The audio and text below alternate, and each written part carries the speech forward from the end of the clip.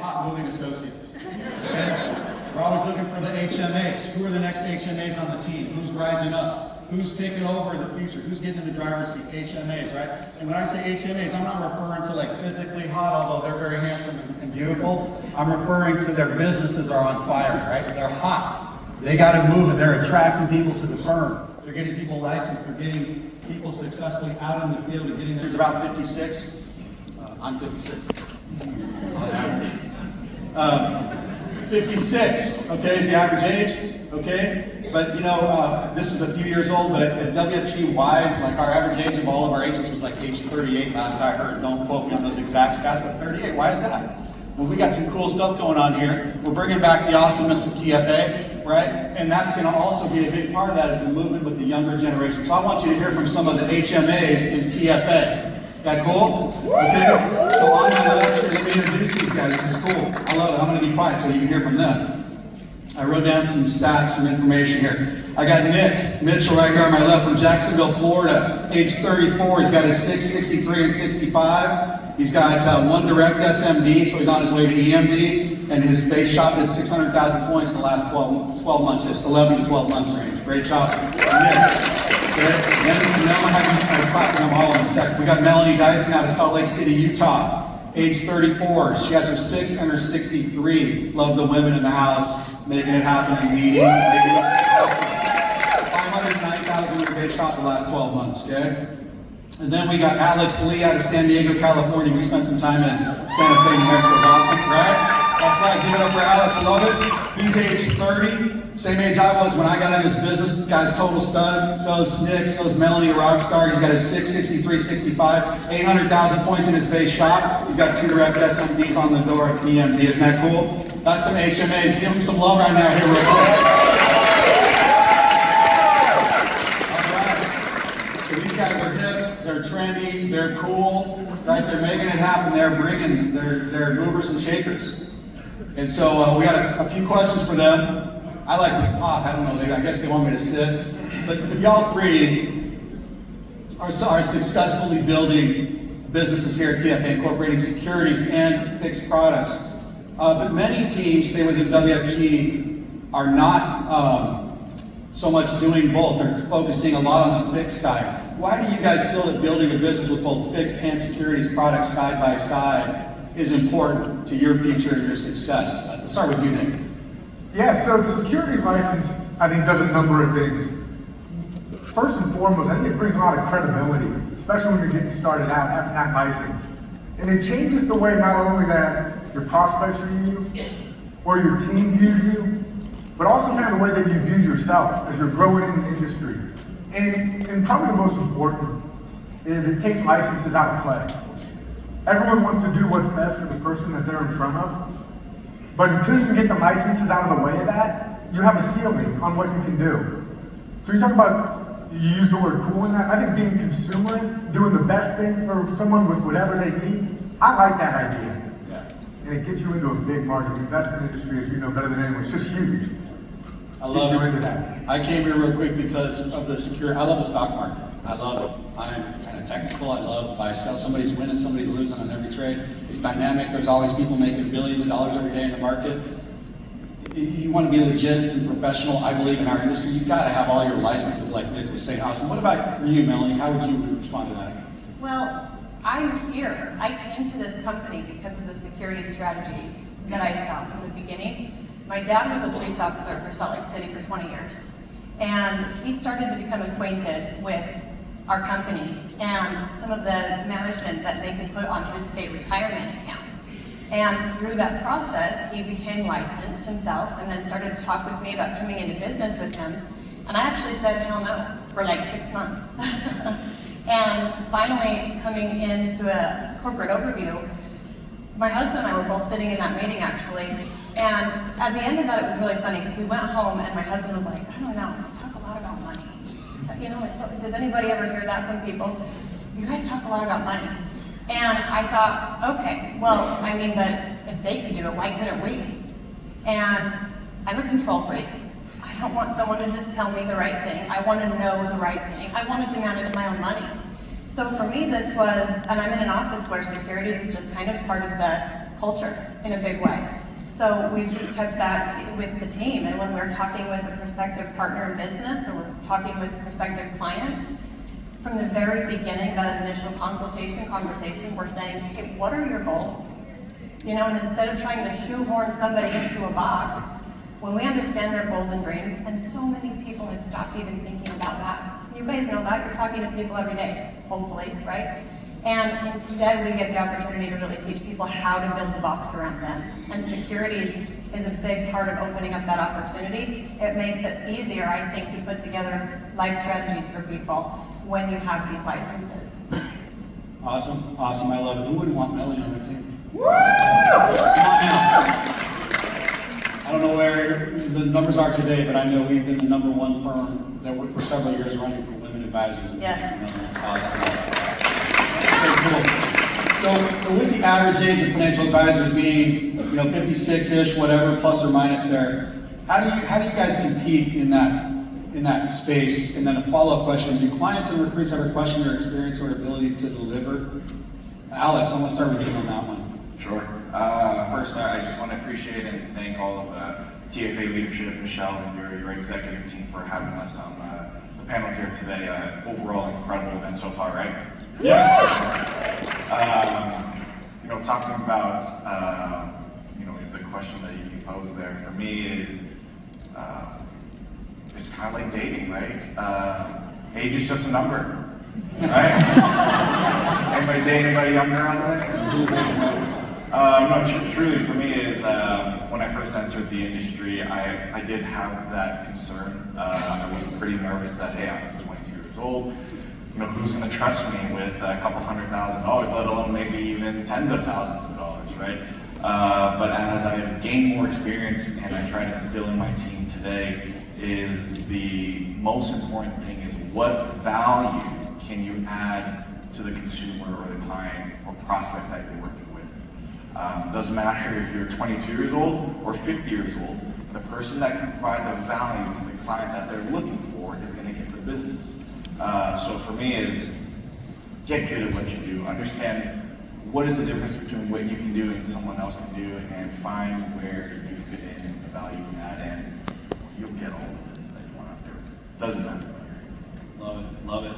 So good. I remember being 30 and asking myself some of the questions, right? I remember some questions I asked my trainer. He's like, I think I might know one millionaire. How am I going to win this business? Yeah. And he said, look, just follow our system. You're going to be just fine. And it's true, right? But I also realized that knowledge is power. So the more I knew more than the person I was sitting across the table from, it gave me a leg up. It gave me the position of power and strength.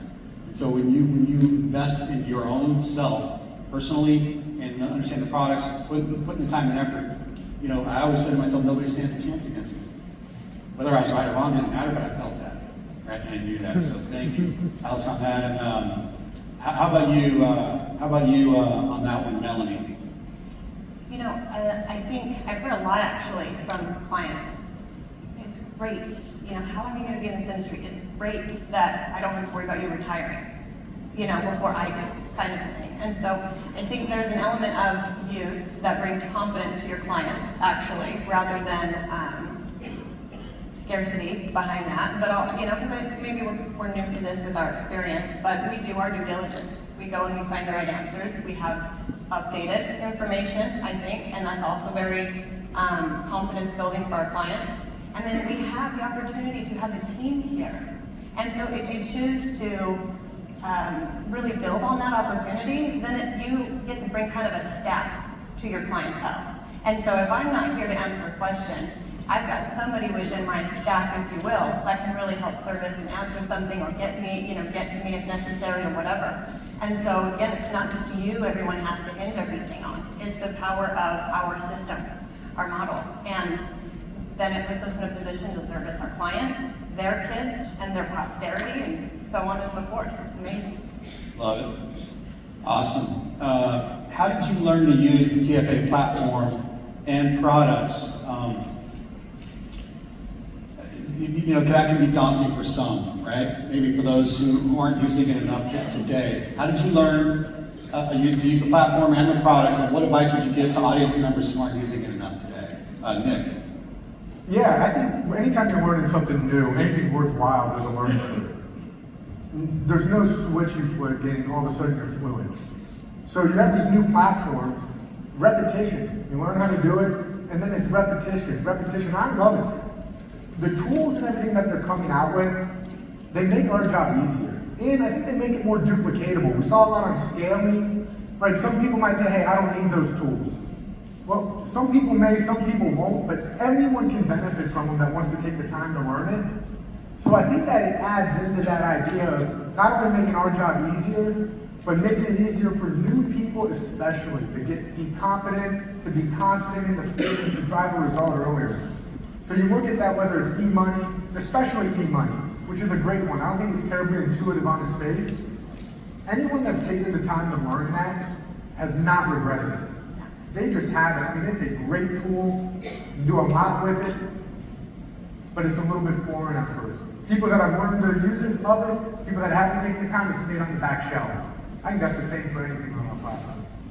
Absolutely. Well said. Great stuff. I love e-money. I'm so glad we have it. It brings so much strength to our broker-dealer, right? So, Alex, how would you respond to that?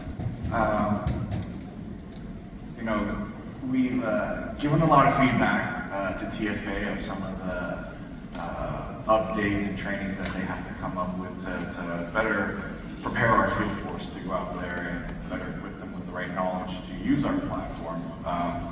But in all honesty, you know, when I look at all the veterans, the giants in our industry, especially in this room here today, it's a mindset thing. You know, if there's a will, there's a way. You're gonna make it happen. You can't wait for the trainings. You can't wait for our back office to come around with all the trainings to prep you to get things done.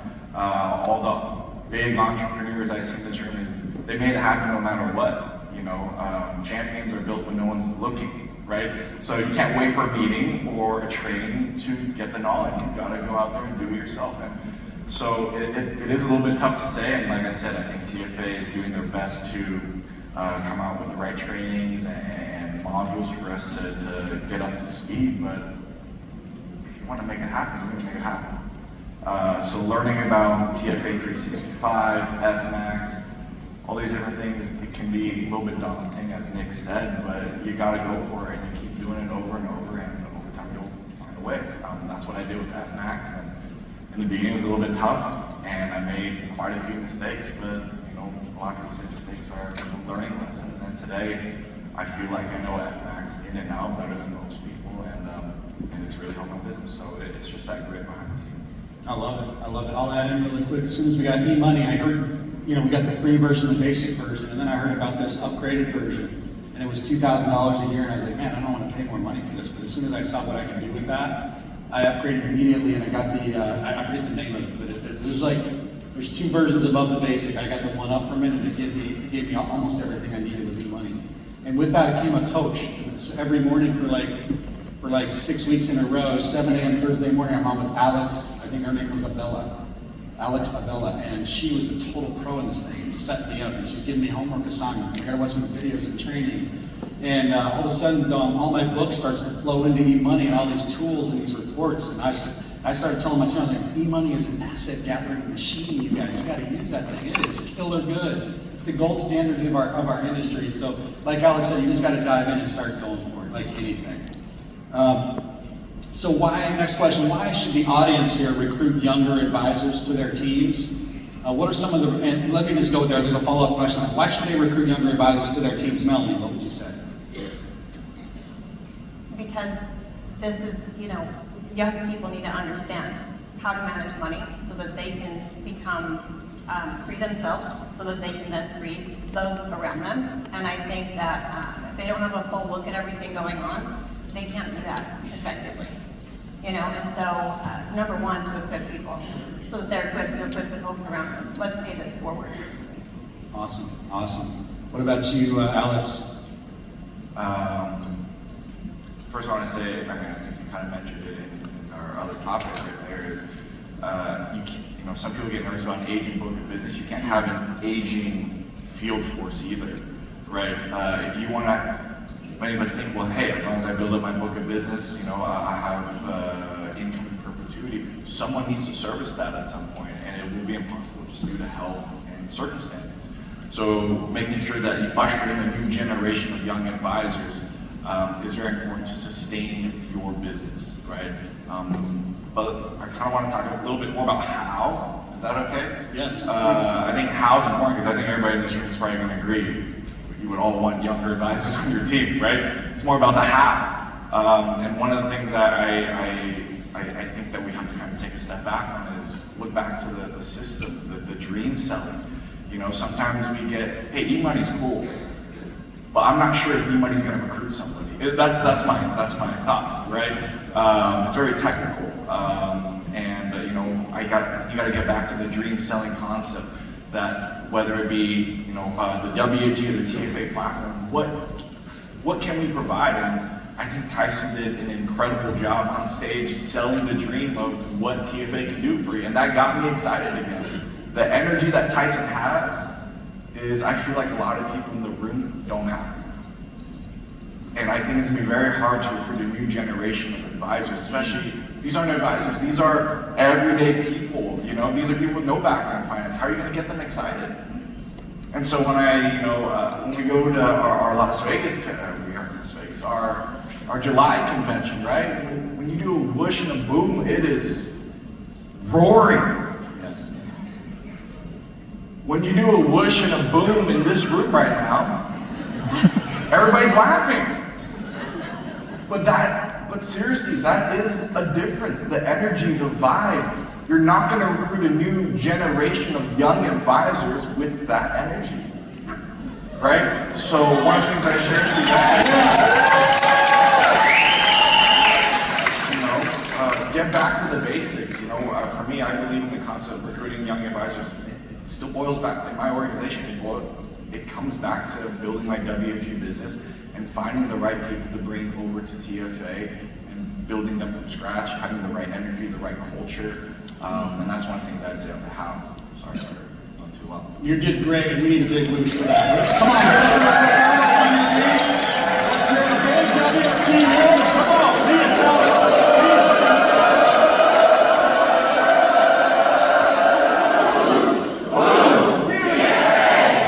That's recruiting.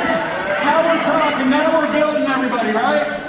That's the energy we're bringing, the awesomeness of TFA back. All right, let's go. I love it. I love it. Nick, right? What are some of the recruiting strategies you are using that are working to attract young people into your business? He already hit on it. I don't know if there's really any big distinction. Young people want to be financially independent, old people want to be financially independent, middle-aged people want to be financially independent, never in between. And actually, I think with the younger generation, they're actually more averse to the traditional work style than anyone. Wanting to go out of college and dive into that, I don't think that's in their DNA. They see all this stuff online about ways you can live life. They've been exposed to it.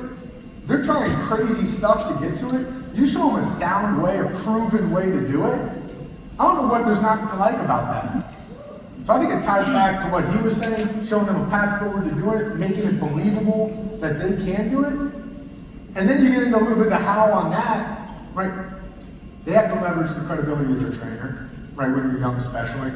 Young people know adults, right? And one of the things that we've done, especially when someone young maybe coming on into the investment side, or period is having a tough time getting going, you gotta make their family crusaders for them. Ambassadors of goodwill for them in the community.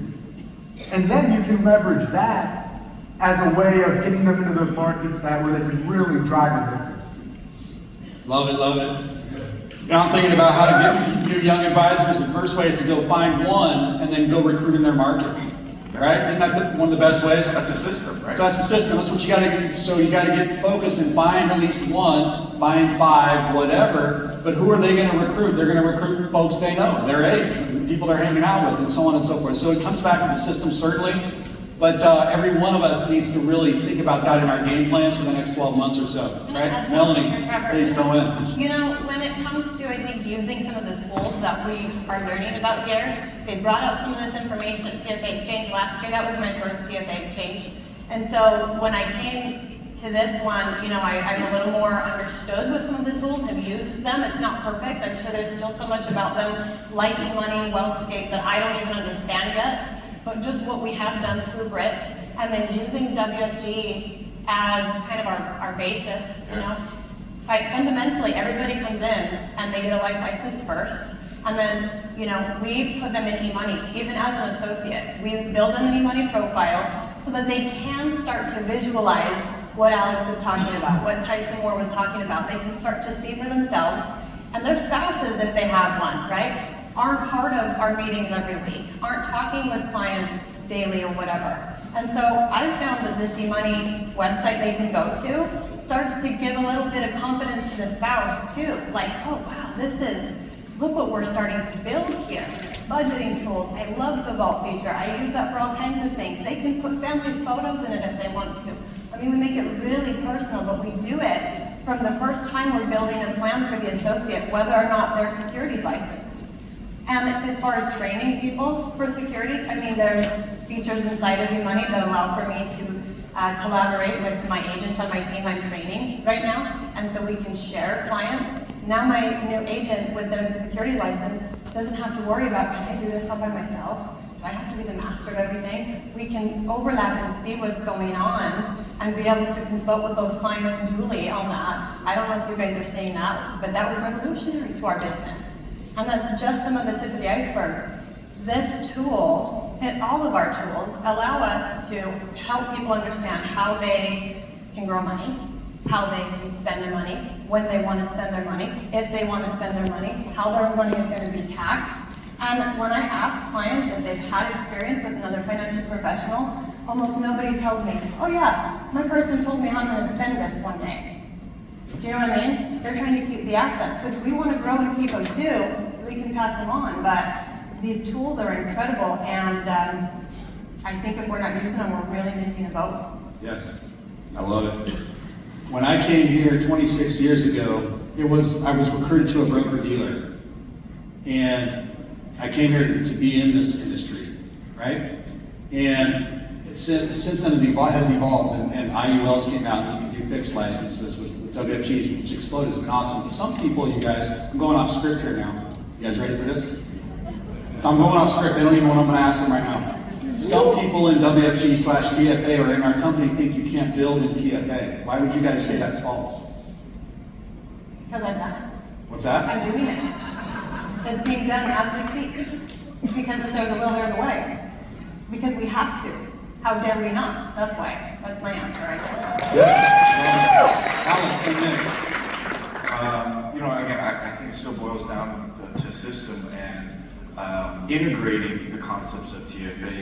In my base shop I still believe in the concept of becoming independent, becoming a net license, making good solid income as a part-timer in WFG, and then I will start making sure that the language is there, that TFA is the ultimate goal. It's part of being a part of the elite squad in our organization, the SEAL team. And it's a privilege to be a part of this, to be a part of TFA. So, the language, the concepts are instilled very early on, and WFG is kind of my farm. I'm trying to build WFG the right way, and then bring those agents over to the TFA, and that seems to be working pretty well on our end. And I think that is duplicated. Having that elite feeling when you're with TFA, you're elite, you're special, you're set apart. And I love that. Awesome. Nick, what would you say about that? I think a lot of it is in maybe our heads, and then it came into reality here in the field. I heard twice today, once from you and another from James Schwartz after one of the earlier meetings, that there didn't used to be that divide, right? It used to come in, it used to be one after the other, it was one company, there wasn't a separation of entities there. And somewhere along the way, it seems like they got divided. I don't think it is, right? At one point, we made these two separate things. We reintegrate them. I think we'll grow way faster. And I think it'll be easier for people to digest coming in that this is one entity, right? Whether it's the insurance, whether it's the investment, to build a business for themselves, and not these two separate things that they have to navigate. I think that might make it easier for people wanting to make that transition. But I don't know if the divide is as real maybe as serious as it's become. Awesome. Good, well said, right? Love that. Thank you. Thank you guys. Great. So you can choose your answer on this one, okay? Me or the question. Number one reason for your success so far in this business. Second option is give us the number one or two keys to building a big securities-based shop. Alex, start with you and then come this way. Repeat the question. Okay, number one reason for your success, or how to build a big base shop in TFA. Or how to build a big. I mean, pick one of those and tell it. Give us some guidance on one of those two. For me, multiple reasons of why I find success today. I think number one, it really does start with leadership. So, I have second to none leadership in my organization. People who have really paved the path for me, given me the opportunities, and really put a lot of effort into it, and that's so important. And then we get into TFA leadership. They have to be aligned with what the field force is trying to do, right? If those are aligned, then we have great opportunities. And then lastly, just my own personal goal. I just want to be something. I want to do something big. I want to provide for my family, and that goal and that dream is bigger than anything else that will come my way. So we talk about again the why, right? The dreams. I want to make it happen, and I'll do anything that it takes. And so far, it's paid off, and it's gotten me through all the challenges and obstacles that everybody goes through. So those are leadership. And your own personal whys are very important. White hot burning desire. Love it. Melanie? I think as far as success goes for me here, that's the question I think. Yeah. Right. is, Perfect. Number one, God. I don't think that this company exists on accident. I think that we are here with the leadership that we have right now, and I've only been here 6 years, and in that 6-year period, the evolution that I've seen, and the people that are here standing behind us, and the people that we're partnering with now, the companies, the connections, the collaboration, it's not an accident. And nobody sitting in this room is here by accident. It's the experiences that we've been through that have led us here. I come back to that, my leadership. One of those leaders, my dad, is here in this room with me, and he's really paved the way for me here, along with several other people that trained me and believed in me before I had enough confidence on my own. I could borrow theirs. And I'm trying to pay that forward and serve my team, and I think that the last thing I would say here is I don't trust the word ready. I think ready is a made-up word. I think we get that feeling after we did the hard thing and we didn't die. So we don't wait until we're ready. We just go do. I'll just echo what both of them said. I mean, if there is a right answer to that question, I think that they both just hit it. But there just is no plan B. Like, my family's here. Everyone I love is here. This is it. I love what we do. This is what I'm gonna spend the rest of my life. I'm proud of what we do. I love what I can do for the community, for myself, for my family, everything. Everything about it, it's long term. It's not going anywhere. And even beyond that, Twin was talking about in the other section, talking about multi-generational clients, because she's planning multi-generational. How great of an opportunity is that? And that kind of belief and that kind of opportunity, it gets me fired up. And when you go through each day with that mindset, it makes you a little more aggressive. And yeah, that gets me excited. Love it. Love it. Awesome. Let's stand up here. You guys will come up to the front of the stage here. Can you guys send these guys out with a big energetic whoosh?